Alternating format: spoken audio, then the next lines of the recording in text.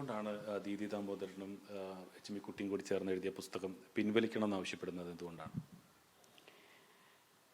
ആ പുസ്തകത്തിൽ ചില പരാമർശങ്ങളും അലിഗേഷൻസും അച്ഛനെതിരെ ആണ്. അത് വളരെ ആസ് എ ഫാമിലി ഞങ്ങൾക്കത് വളരെ ബുദ്ധിമുട്ടുണ്ടാക്കുന്ന ഒരു സംഗതിയാണ്. അപ്പോൾ ചേച്ചിയും ഞാനും കൂടി ഒരുപാട് ആലോചിച്ചിട്ടെടുത്തൊരു തീരുമാനമാണ്. അപ്പോൾ അവരുടെ അമ്മയെക്കുറിച്ചാണ് പുസ്തകം എഴുതിയിട്ടുള്ളത്. എന്നിട്ടും കൂടി അവർക്കും അത് വളരെ ഡിസ്റ്റർബിംഗ് ആയി തോന്നി.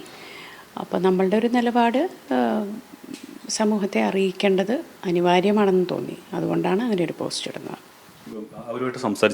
ഞാൻ അവരോട് സംസാരിച്ചിരുന്നു. അപ്പോൾ അവർ പറയുന്നത് അത്തരത്തിൽ അതായത് പബ്ലിക്കായി അവൈലബിൾ ആയിട്ടുള്ള കാര്യങ്ങൾ തന്നെയാണ് പറഞ്ഞിട്ടുള്ളത്, അതിൻ്റെ അപ്പുറത്തേക്കൊന്നും പറഞ്ഞിട്ടില്ല. പിന്നീട് വളരെ ക്ലോസ് ആയിട്ടുള്ള ദാമ്പത്യവുമായി ബന്ധപ്പെട്ട കാര്യങ്ങൾ പറഞ്ഞിട്ടില്ല.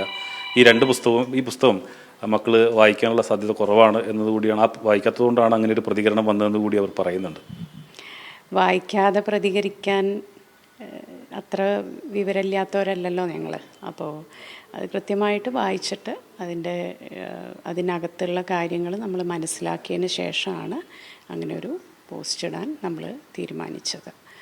അപ്പോൾ പിന്നെ നമ്മൾ മാത്രമല്ലല്ലോ, നമ്മൾക്ക് ഒരു കൃത്യമായൊരു ലീഗൽ ടീമുണ്ട്. അപ്പോൾ നമുക്ക് കാര്യങ്ങൾ അതിൻ്റെ സൂക്ഷ്മതയോടെ മനസ്സിലാക്കിയിട്ടാണ് ഞങ്ങളുടെ ഈ പ്രതികരണം. അപ്പോൾ ഞാൻ ഒറ്റയ്ക്കൊന്നുമല്ല അത് ചെയ്തത്, എൻ്റെ ചേച്ചിയും കൂടിയിട്ടാണ് ഞങ്ങളത് ചെയ്തത്. അപ്പം മക്കൾ എന്നുള്ള നിലയ്ക്ക് അച്ഛനെക്കുറിച്ച് അങ്ങനെ കേൾക്കുമ്പോൾ ആർക്കായാലും വിഷമമുണ്ടാവും. As a family it affects all of us. അപ്പോൾ അതുകൊണ്ടാണ് ഇങ്ങനെയൊരു പോസ്റ്റ് ഇടേണ്ടി വന്നത്. ഒരു വാദം കൂടി വരുന്നുണ്ട്. കാരണം അദ്ദേഹം ജീവിച്ചിരിക്കുന്ന സമയത്താണെങ്കിൽ മറുപടി പറയാനുള്ള സാവകാശം കൂടി വരുന്നത്, അതുപോലും ഇല്ലാത്ത ഒരു സ്പേസിലാണ് ഈ പുസ്തകം വന്നതെന്ന് കൂടിയിട്ടുള്ള വിമർശനം വരുന്നുണ്ട്.